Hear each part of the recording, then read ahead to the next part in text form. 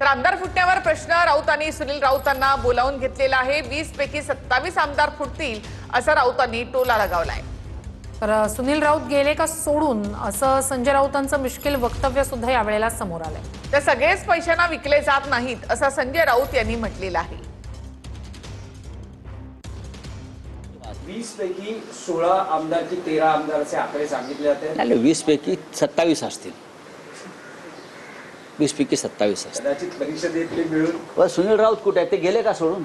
नाही ते 20 आमदार चाललेत म्हटले।